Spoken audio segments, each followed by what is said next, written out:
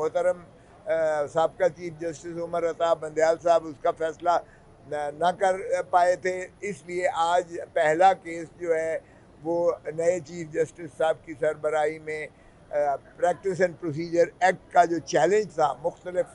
दरख्वास्तें दी हुई थी जिस पर ख्वाजा तारिक रहीम साहब भी थे और जिस पर सुप्रीम कोर्ट बार एसोसिएशन के सदर भी थे और सदीकी साहब एक रिटायर्ड जज साहब भी थे और मुख्तलिफ दरख्वास्तें हैं वो यकजा होकर आज समाअत के लिए लगी हुई थी। तो आज अभी वो शुरुआत हुई और उसका आज केस चल रहा है और अभी उसमें ऑब्जर्वेशंस जो आई हैं चीफ जस्टिस साहब की,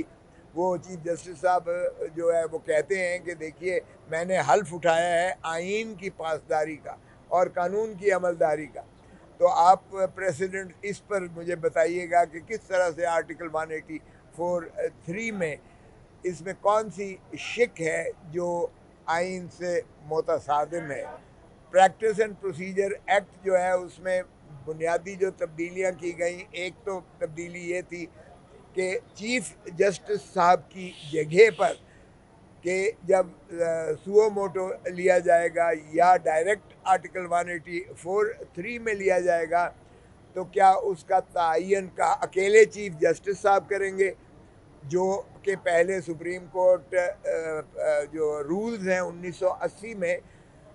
सिर्फ सुप्रीम कोर्ट के चीफ जस्टिस साहब को ये अख्तियार है, जो इस वक्त के मुरवजा रूल्स हैं 1980 के, उसमें चीफ जस्टिस साहब तयन करते हैं बेंच का